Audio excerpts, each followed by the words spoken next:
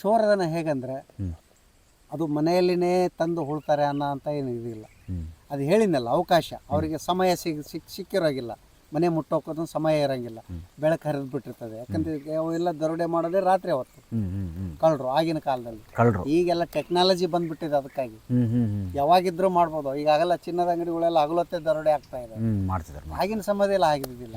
ಕಳ್ತನ ಮಾಡೋರು ಹಾವ ಭಾವ ಒಲನೆ ಚೆಲ್ಲನೆಗಳನ್ನೆಲ್ಲವನ್ನು ಸ್ಟಡಿ ಮಾಡ್ತಿದ್ರು ಮುಂಚೆ. ಓ, ಇವನ ಹತ್ರ ಇಷ್ಟಿದೆ ಶ್ರೀಮಂತಿಕೆ, ಇವನ ಹತ್ರ ಇಷ್ಟಿದೆ ಶ್ರೀಮಂತಿಕೆ, ಇವನ್ ಮಾಡಿದ್ರೆ ನಮಗೆ ಎಷ್ಟು ಸಿಗ್ತದೆ, ಅವನು ಮಾಡಿದ್ರೆ ಇಷ್ಟೆಲ್ಲ ಅಂದಾಜು ಮಾಡ್ಕೊಂಡು ಅವರು ಪ್ಲಾನಿಂಗ್ ಮಾಡ್ಕೊಂಡು 7, 8, 10 ಜನ ಹಿಂಗೆ ಸೇರಿ ಒಂದು ಮನೇನ ಚಿನ್ನ, ಈ ಬೆಳ್ಳಿ ವಜ್ರಗಳನ್ನ ದರೋಡೆ ಮಾಡಲಿಕ್ಕೆ ಪ್ಲ್ಯಾನ್ ಮಾಡ್ತಿದ್ರು ಅವರು ಆಗಿನ ಕಾಲದಲ್ಲಿ. ಪ್ಲ್ಯಾನ್ ಮಾಡಿ ದರೋಡೆ ಮಾಡ್ತಿದ್ರು ಚೋರದನಕ್ಕೆ. ಇನ್ನು ಕೆಲವು ವಿಷಯಗಳು ತಾಂತ್ರಿಕರು, ನಮ್ಮಂಥ ತಾಂತ್ರಿಕರನ್ನ ಹಿಡ್ಕೊಂಡು ಅವ್ರ ಕಡೆಯಿಂದ ಎಲ್ಲ ಬಂದೋಬಸ್ತ್ ಮಾಡಿಕೊಂಡು ಮನುಷ್ಯ ಇದ್ರಿಗಿದ್ರೆ ಅವ್ರು ಕಾಣಬಾರ್ದು ಅಂತಹ ಅದೃಶ್ಯ ಶಕ್ತಿಗಳ ಪ್ರಯೋಗ ಮಾಡಿಸ್ಕೊಂಡು ಆಗುತ್ತಾ? ಅದೆಲ್ಲ ಇದೆಯಾ? ಇದೆ ಇದೆ ಇದೆ, ಈಗಲೂ ಇದೆ. ಕಾನೂನು ಬಾಹಿರ. ಈಗಲೂ ಇದೆ, ಅದು ತಂತ್ರವಿದ್ಯೆಯಲ್ಲಿ ಇದೆ, ನಮ್ಮ ಶಾಬರಿ ವಿದ್ಯೆಯಲ್ಲಿ ಇದೆ. ಅದಕ್ಕೆ ಅಲ್ಲ, ಹಂಗ ನೋಡಿದ್ರೆ ಮನುಷ್ಯನ ಎದುರಿಗಿದ್ರು ಕೂಡ ಮನುಷ್ಯ ಕಾಣೋದಿಲ್ಲ, ಅವನು ಕಳ್ತನ ಮಾಡೋನು. ಆದ್ರೆ ಅಂದ್ರೆ ಅದು ಈಗ ಉಪಯೋಗ ಮಾಡಲಿಕ್ಕೆ ಏನು ವ್ಯರ್ಥ, ಅದು ಇವಾಗ ಆಗಲ್ಲ. ಅವಾಗಿನ ಕಾಲದಲ್ಲಿ ಹಾಗಿತ್ತು ಸಮಯ, ಹಾಗೆ ವಸ್ತುಗಳು ಸಿಗ್ತಿದ್ವು, ಆ ಥರ ಮಂತ್ರವಾದಿ ಇದ್ದ, ಮಾಡ್ತಿದ್ದ. ಈಗ ಅವನ್ನೆಲ್ಲ ಕಾನೂನು ಬಾಹಿರ ಅಂತೇಳಿ ಅವು ಯಾವ ಪ್ರಯೋಗ ಮಾಡೋದಿಲ್ಲ. ಅವಕ್ಕೆ ವರ್ಷಾನುಗಟ್ಟಲೆ ಸಮಯ ಹಿಡಿತದೆ ಅಂತ ವಿದ್ಯೆಗಳು ಕಲಿಬೇಕಾದಂದ್ರೆ. ಅವನ್ ಯಾರು ಈಗ ನಮಗೆ ತತ್ಕಾಲ, ನಮಗೆ ಹೊಟ್ಟೆ ತುಂಬಬೇಕಷ್ಟೇ, ಹೊಟ್ಟೆ ತುಂಬಕ್ಕೆ ಏನು ಮಾಡಬೇಕು ನಾವು ಅಷ್ಟೇ ಮಾಡ್ತೀವಿ, ಅದಕ್ಕಿಂತ ಹೆಚ್ಚಿಗೆ ಇಲ್ಲ. ಹೀಗೆ ಅವ್ರಿಗೆ ಅದೇ ದರೋಡೆ ಮಾಡಿ ಅವ್ರ ತಂದು ಎಲ್ಲಂದ್ರಲ್ಲಿ ಇಟ್ಬಿಟ್ಟು ಹೋಗ್ಬಿಡ್ತಿದ್ರು. ಅಲ್ಲ, ಅವರು ಏನಾದರೂ ಪೂಜೆ ನಿಮ್ಮ ಥರ ಪೂಜೆ ಗೀಜೆ ಎಲ್ಲ ಮಾಡಿಸಿ ಏನಾದ್ರು ಮಾಡಿ ಇರ್ತಿದ್ರ? ಇಲ್ಲ, ಅವ್ರು ಒಟ್ಟು ಗುರುತಿಗೆ ಅಲ್ಲಿ ಏನಾದ್ರು ಒಂದು ಇಟ್ಟು ಹೋಗ್ಬಿಡ್ತಿದ್ರು. ಆಮೇಲೆ ಮತ್ತೆ ಅವರಿಗೆ ಸಮಯ ಸಿಕ್ಕಾಗ ಅಲ್ಲಿ ಬಂದು ಅದಕ್ಕೆಲ್ಲ ಏನು ಮಾಡಬೇಕು ದಿಗ್ಬಂಧನೆ ಅದನ್ನೆಲ್ಲ ಮಾಡಿಸ್ತಿದ್ರು. ಕೆಲವರು ಮೇಲೇನೆ ಇಟ್ಟಿದ್ರು ಅಂದ್ರೆ ತಗೊಂಡು ಹೋಗ್ತಿದ್ರು. ಈ ಥರ ಗ್ರಂಥ ಆಧಾರಿತ ಹೇಳ್ತಾ ಇದ್ದೀನಿ, ಈ ಥರನೂ ಇತ್ತು. ಭೂಮಿಯಲ್ಲ ಏನಾರು ಆಳವಾಗಿ ಇಟ್ಟಿದ್ರಂದ್ರೆ ಅವ್ರಿಗೆ ಸಿಗ್ಲಿಲ್ಲ, ಅವ್ರು ಏನು ಮಾಡ್ತಿದ್ರು, ಅದು ಬೆಳಿಗ್ಗೆ ಬಂದರೆ ಮತ್ತೆ ಆ ಜಾಗನೂ ಅವ್ರಿಗೆ ಸಿಗೋ ಗೊತ್ತಿರಲ್ಲ, ರಾತ್ರಿ ಎಲ್ಲಿಟ್ಟಿದ್ದೀವಿ ಎಲ್ಲಿಲ್ಲ. ಅಲ್ಲಿ ಒಂದು ಗುರುತಿಗೆ ಕಲ್ಲು ಏನೋ ಒಂದು ಗುರುತು ಮಾಡಿ ಇಟ್ಟು ಹೋಗ್ತಿದ್ರು ಅಷ್ಟೇ. ಇಂಥ ನಿಧಿ ಈಗ ಈ ನಮ್ಮಂಥ ಪಂಡಿತ ಅಂತ ಬಂದು ಕೇಳ್ಕೊಂಡು ನಿಧಿ ಇದೆ ಗುರುಗಳೇ ತೆಗಿಬೇಕಂತ ಮಾಡೋದು ಹೇಗೆ ಮಾಡೋದು ಬಂದಾಗ ಇದನ್ನೆಲ್ಲ ನಾವು ಶೋಧನೆ ಮಾಡಿ ನೋಡ್ತೀವಿ. ಸತ್ಯನ ಸುಳ್ಳ, ಯಾರ್ದು ಯಾರು ಏನು ಅಂತ, ರಾಜಧನನೋ ಚೋರಧನನೋ ದೇವಧನನೋ, ಇದನ್ನೆಲ್ಲ ನಾವು ಚೆಕ್ ಮಾಡಿ ನೋಡ್ತೀವಿ. ಚೋರಧನ ಅಂದಾಗ ನಮಗೂ ಸ್ವಲ್ಪ ಇಂಟ್ರೆಸ್ಟ್ ಬರ್ತದೆ ಕೆಲಸ ಮಾಡೋಕ್ಕೆ. ಯಾಕಂದ್ರೆ ಅದಕ್ಕೆ ಒತ್ತಡಗಳು ಜಾಸ್ತಿ ಇರೋದಿಲ್ಲ, ಅದಕ್ಕೆ ರಕ್ಷಣೆನೂ ಜಾಸ್ತಿ ಇರೋದಿಲ್ಲ, ಕಡಿಮೆ ಪ್ರಮಾಣದಲ್ಲಿ ರಕ್ಷಣೆ ಇರ್ತದೆ ಅವಕ್ಕೆಲ್ಲ. ಯಾಕಂದ್ರೆ ಯಾರ್ದೋ ದುಡ್ಡು ಎಲ್ಲ ಮನುಷ್ಯ. ನಿಮ್ಗೆ ಗೊತ್ತಾಗುತ್ತೆ ಚೋರಧನ? ನಾವು ಇಲ್ಲಿ ಚೆಕ್ ಮಾಡಿದಾಗ ಗೊತ್ತಾಗುತ್ತೆ. ಅದು ಯಾವ ರೀತಿ ಚೆಕ್ ಮಾಡ್ತೀರಿ? ನಾವು ಗಣಿತ ಹಾಕಿ ಕುಂಡಲಿ ಹಾಕಿ ಚೆಕ್ ಮಾಡಿ ನೋಡ್ತೀವಿ, ಗೊತ್ತಾಗುತ್ತೆ. ಅದ್ರಲ್ಲಿ ಗೊತ್ತಾಗುತ್ತೆ. ಅದಕ್ಕೆ ಸಿದ್ಧಿಗಳು, ಅದೇ ಈ ತಾಂತ್ರಿಕ ಗಿಡಮೂಲಿಕೆಗಳೆಲ್ಲ ಮಾಡೋದು, ಅದನ್ನು ಅದರಲ್ಲೇ ಮಾಡೋದು. ಅದನ್ನು ಇದೆ, ಅದರಲ್ಲಿ ನಾನಾ ಥರ ಇದಾವೆ, ನಾನಾ ಥರ ವಿದ್ಯೆಗಳು ಇದಾವೆ, ನಾನಾ ಥರ ವಿಧಾನಗಳು ಇದಾವೆ. ಅದು ಆದರೂ ಕೂಡ ಏನು ಕಳ್ಳತನ ಮಾಡಿ ಇಟ್ಟಿರ್ತಾರಲ್ಲ, ಅದಕ್ಕಾದ್ರೂ ಅವನು ಮತ್ತೆ ಮನುಷ್ಯನಾಗಿ ಹುಟ್ಟಿ ಬಂದಿರಬೇಕು. ಕಳ್ಳ ತಿರ್ಗಾ ಮತ್ತೆ ಮನುಷ್ಯನಾಗಿ ಹುಟ್ಟಿ ಬಂದಿರಬೇಕು. ಅದು ಅದೇ ವಿಧಾನದಲ್ಲೇ ಅವರು ಏನಾದ್ರು ಗುರುತಿಗೊಂದು ಏನಾದ್ರು ಇಟ್ಟು ಬಂದಿದ್ರು ಅಂದ್ರೆ ಅದು ಸಹಜವಾಗಿ ಅವನಿಗೆ ಸಿಕ್ಕಿಬಿಡ್ತದೆ. ಇಲ್ಲಾಂದ್ರೆ ಬೇರೆಯವರು ಏನೋ ಅಲ್ಲಿ ಏನೋ ಒಂದು ಗುರುತು ಮಾಡಿ ಇಟ್ಟಿದ್ದಾರೆ, ಕಲ್ಲಿಟ್ಟಿದ್ದಾರೆ, ಅದಕ್ಕೇನೇನೋ ಚಿಹ್ನೆಗಳಿದ್ದಾವೆ, ಅಲ್ಲಿ ಬಹುಶಃ ನಿಧಿ ಇರ್ಬೋದು ಗುರುಗಳೇ, ನೀವೇನಾದರೂ ಗುರುತು ಮಾಡಿ ಅದನ್ನು ಏನಾದರೂ ತೆಗೆದುಕೊಡ್ತೀರಾ ಅಂತ ಕೇಳಿದ್ರಂದರೆ ಆ ಸ್ಥಾನನ ನಾವು ಅಲ್ಲಿಗೇನೆ ಹೋಗಿ ನೋಡೋದಿಲ್ಲ. ಇಲ್ಲೇ ನಾವು ನಮ್ಮ ಆಕಾಶವಾಣಿ ಮೂಲಕ, ಮನೋಜ್ಞಾನದ ಮೂಲಕ ನಾವು ಸ್ವಲ್ಪ ಅದನ್ನು ಧ್ಯಾನದಲ್ಲಿ ಹೋದಾಗ ಗೊತ್ತಾಗುತ್ತೆ ನಮಗೆ ಪಕ್ಕ ಇದೆ ಇಲ್ಲ ಅನ್ನೋದು. ಇಲ್ಲಿವರೆಗೂ ಆ ಕೆಲಸಕ್ಕೆ ನಾವು ಎಲ್ಲಿ ಹೋಗಿಲ್ಲ, ಆದರೆ ಈ ಥರ ಮಾಡ್ಕೊಳ್ಳಿ, ಹೀಗೆ ಮಾಡಿದರೆ ಹೀಗಾಗುತ್ತೆ ಅಂತ ಹೇಳ್ಕೊಟ್ಟಿದ್ದೀವಿ. ಅದು ಚೋರಧನನ ಯಾರಾದರೂ ಅದನ್ನು ಸ್ವಲ್ಪ ಸಿದ್ಧಿ ಮಾಡಿರ್ತಕ್ಕಂಥ ಸಾಧಕರ ಹತ್ರ ಹೋಗಿ ಅವ್ರ ಹತ್ರ ಸಲಹೆ ತೊಗೊಂಡು ಅದನ್ನು ಪಡ್ಕೋಬೋದು. ಈ ಎಲ್ಲದು ಕೋಟೆಯಲ್ಲಿರೋದು, ರಾಜಮಂಥನಗಳಿರೋದು, ದೇವಸ್ಥಾನಗಳಲ್ಲಿರೋದು ತೆಗಿತೀವಿ ಅಂದರೆ ಅದು ಸಾಧ್ಯ ಇಲ್ಲ. ಅದು ಅದು ಅದು ಆಗೋದಿಲ್ಲ, ಸಾಧ್ಯನೇ ಇಲ್ಲ. ಅವನಿಗೆ ಒಂದು ಎಳ್ಳು ಕಾಳಷ್ಟು ಕೂಡ ಸಿಗೋದಿಲ್ಲ.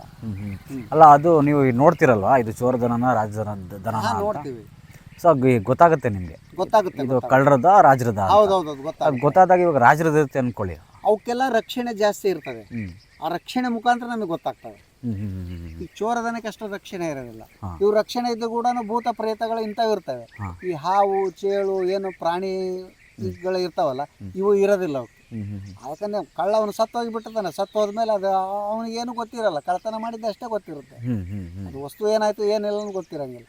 ಆದರೆ ಇವು ರಾಜರು ಆಮೇಲೆ ದೇವಸ್ಥಾನಗಳಲ್ಲಿ ಅವೆಲ್ಲ ಸಂಕಲ್ಪ ಮಾಡಿ ದೇವತೆಗಳನ್ನ ಆಹ್ವಾನಿತ ಮಾಡಿ ಅದನ್ನು ಶುದ್ಧವಾಗಿ ಶುದ್ಧೀಕರಣ ಮಾಡಿ ಅದನ್ನು ಸಹ ಇಟ್ಟಿರ್ತಾರೆ ಒಳಗಡೆ. ಹಿಂಗಾಗಿ ಆ ರಕ್ಷಣೆನ ನಾವು ಒಡೆದು ತೆಗೆಯಲು ಸಾಧ್ಯ ಆಗೋದಿಲ್ಲ, ಅದನ್ನ ಮಾಡೋಕ್ಕಾಗಲ್ಲ, ಯಾರಿಂದಲೂ ಆಗಲ್ಲ. ಆ ಋಣಾನುಬಂಧ ಇದ್ದವನಿಗೆ ಮಾತ್ರ ಅದು ಅನ್ವಯಿಸ್ತದೆ. ಯಾರು ಸಂಕಲ್ಪ ಮಾಡಿ ಅಲ್ಲೇ ಊತಿಕ್ಕಿರ್ತಾರೆ ಅವ್ರಿಗೆ ಎಷ್ಟೇ ಜನ್ಮ ಆದ್ರೂ ಅವ್ರಿಗೆ ಅವ್ರಿಗೆ ಸಿಗೋದು. 100 ಜನ್ಮ ತಾಳಿ ಬಂದಿರಲಿ ಅವ್ರಿಗೆ ಸಿಗೋದು. ಈಗ ನಿಧಿ ಪೂಜೆಯಲ್ಲಿ ವನಸ್ಪತಿಗಳ ಬಗ್ಗೆ ನಮಗೆ ಸುಮಾರು ಹೇಳಿದ್ರಿ. ಈ ನಿಧಿ ಪೂಜೆಗೆ ಬಳಸುವಂಥ ವನಸ್ಪತಿಗಳು ಅದು ಹೇಗೆ ವರ್ಕ್ ಮಾಡ್ತವೆ? ನಿಧಿ ಪೂಜೆಯಲ್ಲಿ ಬಳಸ್ತಕ್ಕಂಥವುಗಳು ನಿಧಿ ಸ್ಥಾನದಲ್ಲಿ ಆ ವನಸ್ಪತಿಗಳನ್ನು ಬಳಸ್ಲಿಕ್ಕೆ ಆಗೋದಿಲ್ಲ. ನಾವೇನು ಮಾಡ್ತೀವಿ ಇಲ್ಲಿ ಆ ವನಸ್ಪತಿಗಳಿಂದ ಎಲ್ಲ ಸಿದ್ಧಿ ಮಾಡಿ ಅಲ್ಲಿ ಅಷ್ಟದಿಗ್ಬಂಧನ ಮಾಡಿ ಏನೇ ಅಲ್ಲಿ ಶಕ್ತಿಗಳಿದ್ರಂದ್ರೂ ಕೂಡ ಅವನ್ನ ಹೊರಗಡೆ ಹಾಕಲಿಕ್ಕೆ ಇವು ಕೆಲವು ತಾಮಸ ವಸ್ತುಗಳಿರ್ತವೆ. ಅದಕ್ಕೆ ಬಂಧನೆ ಹೊಡಿಲಿಕ್ಕೆ ಬಾಯ್ಬಿಟ್ಟೆ ಹೇಳ್ಬಿಡ್ತೀನಿ ಕೇಳಿ, ಅದಕ್ಕೆ ಹಂದಿ ತುಪ್ಪ ಬೇಕಾಗ್ತದೆ. ಇವೆಲ್ಲ ಕಾನೂನು ಬಾಹಿರ ಇದ್ದಾವೆ, ಹೇಳಲಿಕ್ಕೆ ಆಗೋದಿಲ್ಲ. ಹಂದಿ ತುಪ್ಪದಲ್ಲಿ ದೀಪ ಹಚ್ಚಿ, ಆಮೇಲೆ ಆ ಸಮಯದಲ್ಲಿ ಬಿಳಿ ಸಾಸಿವೆ ಬೇಕಾಗ್ತದೆ. ಆಮೇಲೆ ಕೆಲವು ಸಣ್ಣ ಪುಟ್ಟ ಪಶು ಪಕ್ಷಿಗಳ ಪ್ರಾಣಿ ಜನ್ಯ ರಕ್ತಗಳು ಬೇಕಾಗ್ತವೆ.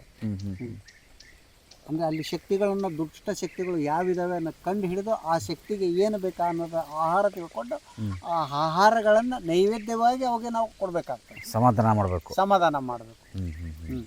ಸಮಾಧಾನ ಮಾಡಿ ಅವನ್ನ ಕಡೆಗೆ ತೆಗೆದು ಆಮೇಲೆ ಅಲ್ಲಿ ಕೆಲಸ ಮಾಡಬೇಕಾಗ್ತದೆ. ಈ ಥರ ಮಾಡಿದ್ರೆ ಅದು ಹೌದೌದು ದಕ್ಕತ್ತೆ. ಅಂದರೆ ಅಮಾವಾಸ್ಯೆ ಪೂರ್ಣಮಿ ಆ ಥರ ನೋಡ್ಕೊಂಡು ಮಾಡಬೇಕಾ? ಇಲ್ಲ, ಅದಕ್ಕೆ ಅಂಥ ಸಮಯ ಸಂದರ್ಭ ಏನಿಲ್ಲ. ಒಟ್ಟು ಅದೇನಿದೆ ಅದು ಮಂತ್ರವಾದಿಯ ಕೈಯಲ್ಲೇ ಇರ್ತದೆ ಕೆಲಸ ಮಾಡಿಸೋದು. ಕೆಲಸ ಮಾಡಿಸ್ಬೇಕಂದ್ರೆ ಅವನ್ನೆಲ್ಲ ರಕ್ಷಣಾತ್ಮಕವಾಗಿ ಏನು ಮಾಡಬೇಕು, ಅಲ್ಲಿ ರಕ್ಷಣೆ ಮಾಡಿಬಿಟ್ಟು ಆಮೇಲೆ ಅಲ್ಲಿರ್ತಕ್ಕಂಥ ದುಷ್ಟಶಕ್ತಿಗಳನ್ನೆಲ್ಲ ಕಡೆಗೆ ತೆಗೆದು ಅವನ ಅಂಡರ್ನಲ್ಲಿರ್ತಕ್ಕಂಥ ದುಷ್ಟಶಕ್ತಿಗಳನ್ನ ಕೈಯಲ್ಲಿ ಇಟ್ಟುಕೊಂಡು ಆಮೇಲೆ ಅದು ಬೇಕಾಗಿರ್ತಕ್ಕಂಥ ಜನರು ಏನಿರ್ತಾರೆ ಅವ್ರ ಕಡೆಯಿಂದ ಅದನ್ನು ಕೆಲಸ ಮಾಡಿಸಿ ಅವ್ರ ಕಡೆಯಿಂದನೇ ತೆಗೆಸೋದು. ತೆಗ್ಸಿದ ಮೇಲೆ ಅದನ್ನು ಅವ್ರವ್ರ ಉಪಯೋಗಕ್ಕೆ ತಗೊಳ್ತಾರೆ. ಇದು ಚೋರದನದಲ್ಲಿ ಮಾತ್ರ. ಅಂದರೆ ಸುಮಾರು ನಿಧಿ ಇವಾಗ ಇಟ್ಟಿರೋದು ಗೊತ್ತಾಯ್ತು ಅಂದರೆ ಇಷ್ಟೇ ಆಳದಲ್ಲಿದೆ, ಹೀಗೆ ಇದೆ ಅಂತ ಗೊತ್ತಾಗುತ್ತಾ? ಅದು ಪಂಡಿತ ಮಾಂತ್ರಿಕನಿಗೆ ಮಾತ್ರ ಗೊತ್ತಾಗುತ್ತೆ. ಒಟ್ಟಿನಲ್ಲಿ ಗೊತ್ತಾಗುತ್ತೆ. ಗೊತ್ತಾಗುತ್ತೆ. ಮಾಂತ್ರಿಕನಲ್ಲಿ ಸಾಮಾನ್ಯವಾಗಿ ಎಷ್ಟು ಅಡಿ ಇರ್ಬೋದು ಇದ್ರೆ? ಸಾಮಾನ್ಯದಿಂದ ನಿಧಿ ಇರೋದೇನಿದೆ 6 ಅಡಿಯಿಂದ ಒಳಗಡೆ ಈ ಕಡೆನೇ ಇರ್ತದೆ, 6 ಅಡಿ ಮೇಲೆ ಇಲ್ಲ.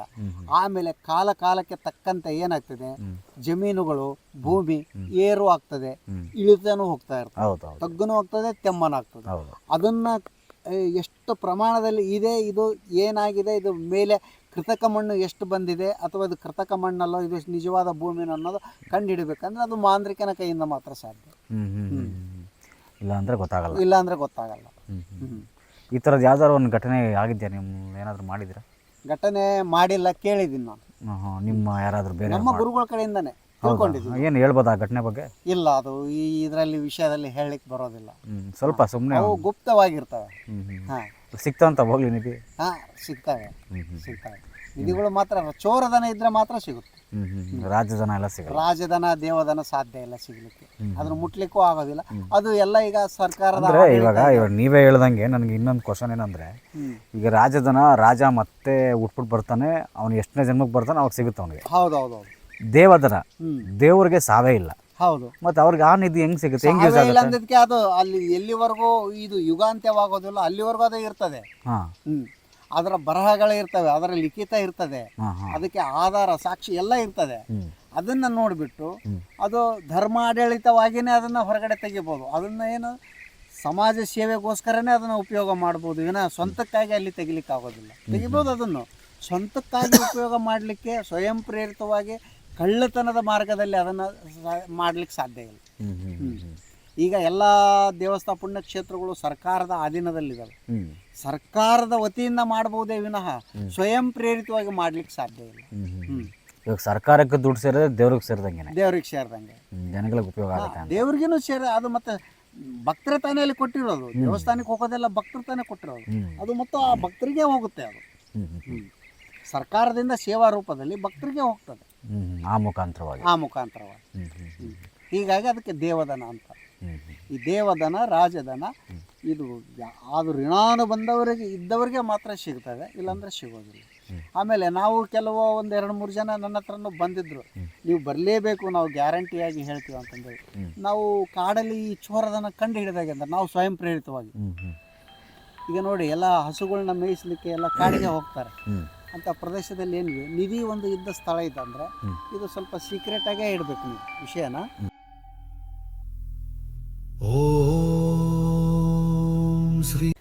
ಕಾಡಿನಲ್ಲಿ ಏನಿದೆ ನಿಧಿ ಇರ್ತದಲ್ಲ, ಆ ನಿಧಿಗಳನ್ನ ಕಂಡು ಹಿಡಿಬೇಕಂದ್ರೆ ಅವರು ಹೇಳ್ತಾರೆ ಭಕ್ತರು ನಮಗೆ ನಿಧಿ ಇದೆ ಇಂಥ ಸ್ಥಳದಲ್ಲಿ ಹಿಂಗೆ ಹಂಗೆ ಅಂತಂದೇಳಿ. ಅವರು ಬಂದರೂ ಅಷ್ಟೇ ಬಿದ್ದರೂ ಅಷ್ಟೇ ಅಲ್ಲಿಯ ಏನಿದೆ ಗುರುತುಗಳನ್ನು ನಾವು ತಗೊಳ್ತೀವಿ. ನಾವೇ ಅಲ್ಲಿ ಏಕಾಂಗಿಯಾಗಿ ಹೋಗ್ತೀವಿ, ರಾತ್ರಿ ಸಮಯದಲ್ಲೇ ಹೋಗ್ತೀವಿ, ಹಗಲೊತ್ತು ಹೋಗೋದಿಲ್ಲ ನಾವು ಆ ಸಮಯಕ್ಕೆ. ಇಲ್ಲಾಂದ್ರೆ ನಮ್ಮನ್ನು ಹೊಡೆದು ಹಾಕಿಬಿಡ್ತಾರೆ ಅಲ್ಲಿ ಜನ ಆಸೆ ಇದ್ದವರು. ಹೀಗಾಗಿ ನಾವು ಗುಪ್ತ ರೀತಿಯಲ್ಲಿ ಹೋಗಿ ಅದನ್ನು ಸಂಶೋಧನೆ ಮಾಡ್ತೀವಿ. ಈಗ ಒಂದು ಉದಾಹರಣೆ, ಈಗ ಈ ಸ್ಥಾನದಲ್ಲಿ ನಿಧಿ ಇದೆ ಅಂದರೆ ಕಾಡಲ್ಲಿ ದನಗಳು ಮೇಯ್ತಾ ಇರ್ತವೆ. ದನಗಳನ್ನ ಮೇಯ್ಸೋಕ್ಕೆ ರೈತರೆಲ್ಲ ಮತ್ತೆ ಕಾಡಲ್ಲೇ ಕಳಿಸಿರ್ತಾರೆ ಹಸುಗಳನ್ನ. ಆ ನಿಧಿ ಇದ್ದ ಸ್ಥಳದಲ್ಲಿನೇ ಹಸು ಎಲ್ಲೆಲ್ಲಿ ಹೊಟ್ಟೆ ತುಂಬ ಮೇಯ್ದರೂ ಕೂಡ ಹಾಗೆ ನಿಂತಿರ್ತದೆ ವಿನಃ ಮಲಗೋದಿಲ್ಲ ಮೇಯ್ಲಿಕ್ಕೆ ಹೋದಾಗ. ಆ ಸ್ಥಾನ ಎಲ್ಲಿದೆ, ನಿಧಿ ಅಲ್ಲಿ ಇದೆ ಅಂತ ಅದಕ್ಕೆ ಗೊತ್ತಾಗ್ತದೆ. ಅಲ್ಲಿ ಕಟಾಕ್ಷ ಲಕ್ಷ್ಮಿ ಕಟಾಕ್ಷ ಇರ್ತದೆ. ಅದು ಹೇಗೆ ಅದು ಹಸು ಎಲ್ಲೇ ಹುಲ್ಲು ತಿಂದ್ರು ಎಲ್ಲೇ ಮೇಯ್ದ್ರು ಕೂಡ ಬಂದು ಅದೇ ಸ್ಥಳದಲ್ಲಿ ಮಲಗುತ್ತೆ. ಅದೇ ಗೊತ್ತಾಗುತ್ತೆ, ಇದು ಒಂದು ಗುರುತು. ಅದು ಹಸು ಬಂದು ಅಲ್ಲಿ ಮಲಗುತ್ತೆ ಕಾಡಿನಲ್ಲಿ. ಆ ಹಸು ಎಲ್ಲಿ ಮರ್ತಿದ್ದು, ಓ ಇಲ್ಲಿ ಏನೋ ಇದೆ ಅಂತ ನಮಗೆ ಮನವರಿಕೆ ಆಗ್ತದೆ. ಆಮೇಲೆ ಇನ್ನು ಕೆಲವು ಬಿಳೆ ಎಕ್ಕದ ಗಿಡ, ಬನ್ನಿ ಮರ, ಇಂಥ ಸ್ಥಾನದಲ್ಲಿ ಮತ್ತೆ ಅಲ್ಲಿ ಗುರುತಿಗೆ ಒಂದು ದೇವರು ಅಂತ ವಿಗ್ರಹ ಸ್ಥಾಪನೆ ಮಾಡಿರ್ತಾರೆ. ಕೆಲವು ಚಿಹ್ನೆಗಳ ಕಲ್ಲುಗಳನ್ನು ನೆಟ್ಟಿರ್ತಾರೆ. ಇದ್ರ ಮೇಲೆಲ್ಲ ನಾವು ಈ ನಿಧಿಗಳನ್ನು ಗೊತ್ತಿಡಿದು ಅದ್ರ ಮೇಲೆ ಕೆಲಸ ಮಾಡ್ತೀವಿ. ನಾನೇ ಮಾಡ್ತೀನಿ ಅಂತ ಅಲ್ಲ, ಮಾಡ್ತಾರೆ ಮಂತ್ರವಾಗಿ ಮಾಡ್ತಾರೆ. ಇದ್ರ ಬಗ್ಗೆ ಎಲ್ಲ ಗ್ರಂಥದಲ್ಲಿನೂ ನಮ್ಮ ಮಹಾ ಇಂದ್ರಜಾಲ ಅಂತ ನನ್ನ ಕಡೆ ಒಂದು ಗ್ರಂಥ ಇದೆ. ಅದು 1818ನೇ ಇಸ್ವಿ ಗ್ರಂಥ ನನ್ನ ಕಡೆ ಇದೆ. ಅದರಲ್ಲೆಲ್ಲ ಇದನ್ನು ಗುರುಗಳ ಕಡೆಯಿಂದ ನಾವು ತಿಳ್ಕೊಂಡಿಲ್ಲ, ಬೈತಾರೆ ಗುರುಗಳು ಹೊಡಿತಾರೆ ಅಂತೇಳಿ. ನಾವು ಸ್ವಂತ ಓದಿ ಪ್ರಾಕ್ಟೀಸ್ ಮಾಡಿರೋದು. ಆಮೇಲೆ ಇದಕ್ಕೆಲ್ಲ ನಿಧಿ ನೋಡೋಕ್ಕೆ ಕೆಲವು ಅಂಜನೂ ತಯಾರು ಮಾಡ್ತಾರೆ. ಹೌದು, ನಿಧಿ ಅಂಜನ ಅಂತಾರೆ ಅದಕ್ಕೂ ವನಸ್ಪತಿಗಳು ಯೂಸ್ ಮಾಡಿ. ಹೌದೌದು, ವನಸ್ಪತಿಗಳು ಯೂಸು. ಅದಕ್ಕೆ ಕಾಗೆ ಕಣ್ಣು, ಗೂಗೆ ಕಣ್ಣು, ಬೆಕ್ಕಿನ ಕಣ್ಣು, ಪ್ರಾಣಿಜನ್ಯ ಕಣ್ಣುಗಳು ಬೇಕಾಗ್ತವೆ. ಕೆಲವು ಪ್ರಾಣಿಜನ್ಯ ವಸ್ತುಗಳನ್ನು ಹಾಕಿ ಅದನ್ನು ಅಂಜನ ತಯಾರು ಮಾಡ್ತಾರೆ. ಅದು ನಾವು ಶೈವ ಆರಾಧನೆಯಲ್ಲಿ ಇರೋದ್ರಿಂದ ನಮಗೆ ಅನ್ವಯಿಸೋದಿಲ್ಲ. ಯಾಕಂದರೆ ನಮ್ಮದು ಶಾಕಾಹಾರ ಎಲ್ಲ ಆರಾಧನೆಗಳು. ಅದು ಏನಿದಿಲ್ಲ, ಮಾಂಸಾಹಾರದಲ್ಲಿ ಬರ್ತದೆ. ತಾಮಸದಲ್ಲಿ ಬರ್ತದೆ. ಹೀಗಾಗಿ ನಾವು ಅದನ್ನು ಮಾಡೋದಿಲ್ಲ. ಆ ಅಂಜನ ಈಗಲೂ ಮಾಡೋರು ಸಾಕಷ್ಟು ಜನ ಇದ್ದಾರೆ. ಯಾರಿಗೂ ಎಷ್ಟೋ ಜನಕ್ಕೆ ಸಕ್ಸಸ್ಸು ಆಗ್ತಾ ಇದ್ದಾವೆ ಅವು, ಎಷ್ಟೋ ಜನಕ್ಕೆ ಸಕ್ಸಸ್ ಆಗ್ತಾ ಇಲ್ಲ. ಅಂದರೆ ನೋಡೋನು ಕರೆಕ್ಟ್ ಆಗಿರ್ಬೇಕು. ನೋಡೋನು ಹೇಗಿರ್ಬೇಕಂದ್ರೆ ಇಂಥದೇ ನಕ್ಷತ್ರ ಅಂತ ಇರ್ತದೆ. ಅಂಥದೇ ನಕ್ಷತ್ರದಲ್ಲಿ ಅದೇ ಚರಣದಲ್ಲಿ ಮುಖ ಮೇಲಾಗಿ ಹುಟ್ಟಿದವನಿಗೆ ಮಾತ್ರ ಅದು ಕಂಡು ಬರ್ತದೆ, ಎಲ್ಲರಿಗೂ ಕಾಣೋದಿಲ್ಲ. ನಾನು ನೋಡ್ತೀನಿ ಅಂತ ಎಲ್ಲರೂ ಅಂತಾರೆ, ಸುಳ್ಳು ಅದೆಲ್ಲ. ಒಟ್ಟಿನಲ್ಲಿ ಇವಾಗ ಧರ್ಮ ಗ್ರಂಥಗಳಲ್ಲಿ ನಿಧಿ ಬಗ್ಗೆ ಏನಾದರೂ ಉಲ್ಲೇಖ ಇದಾವೆ. ಏನಂತ ಧರ್ಮ ಗ್ರಂಥಗಳಂದ್ರೆ ತಂತ್ರಶಾಸ್ತ್ರದ ಗ್ರಂಥಗಳೇನಿದಾವೆ, ತಂತ್ರಶಾಸ್ತ್ರದಲ್ಲಿ ಉಲ್ಲೇಖ ಇದಾವೆ, ಸಾಕಷ್ಟು ಇದಾವೆ. ಈ ಥರ ನಿಧಿ ಇರುತ್ತೆ.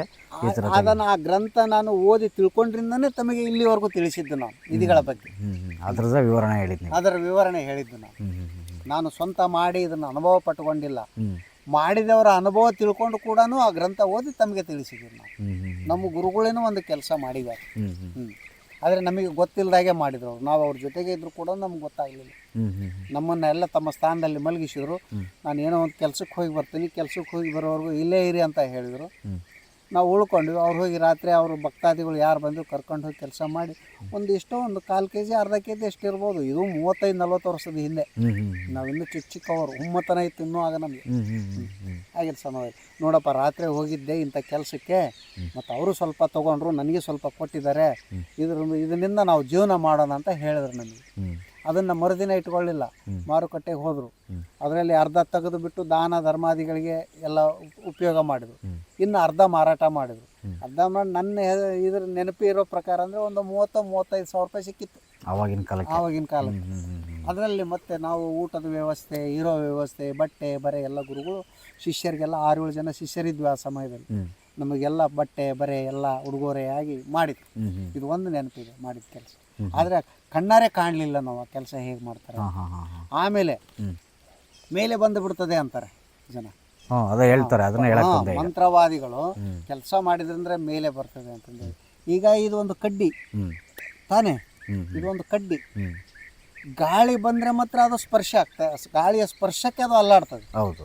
ಹಾಗೆ ಸುಮ್ಮನೆ ಅಲ್ಲಾಡ್ತದ? ಇಲ್ಲ ಇಲ್ಲ, ಸಾಧ್ಯ ಇಲ್ಲ ತಾನೇ. ಅದು ನಿರ್ಜೀವ ಅಲ್ವಾ? ನಿರ್ಜೀವ. ಹ್ಞೂ ಅದು ಹೆಂಗೆ ಸರಿತದೆ ನಿಧಿ ಇಲ್ಲಿ ಸೌದೋತು ಅಲ್ಲಿ ಸರ್. ಈಗ ಜನರಿಗೆ ಕಣ್ಣಲ್ಲಿ ಮಣ್ಣು ಉಗ್ಗೋದು ಅಷ್ಟೇ ಈ ಮಂತ್ರವಾದಿಗಳು. ಮೂಢನಂಬಿಕೆ. ಹ್ಞೂ ಹೋಗೋದು ಇಲ್ಲಿದೆ ತೆಗೀರಿ ಅನ್ನೋದು. ಅವ್ರು ಕಷ್ಟಪಟ್ಟು ತೆಗೆದಿರ್ತಾರೆ, ಇಲ್ಲ ಸರಿದು ಹೋಗಿಬಿಡ್ತು ಅಂತಾರೆ, ಆ ಕಡೆ ಹೋಗಿಬಿಟ್ಟಿದೆ ಅಂತಾರೆ. ಇದು ಸುಳ್ಳು.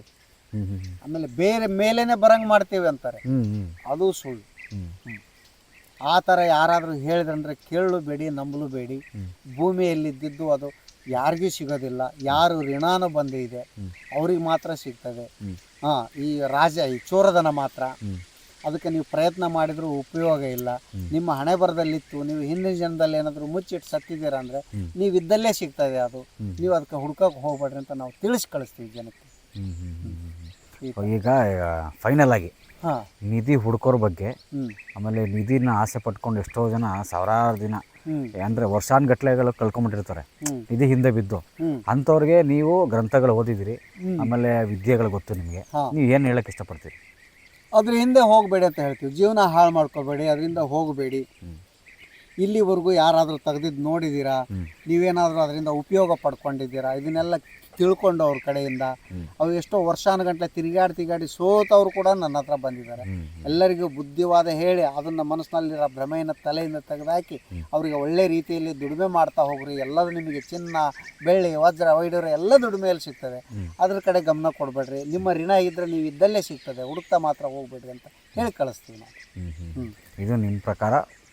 ಹೌದು, ಧರ್ಮಶಾಸ್ತ್ರದ ಪ್ರಕಾರ, ನಮ್ಮ ಪ್ರಕಾರ ಅಲ್ಲ.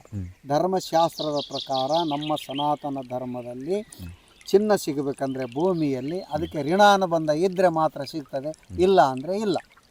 ಅಷ್ಟೇ.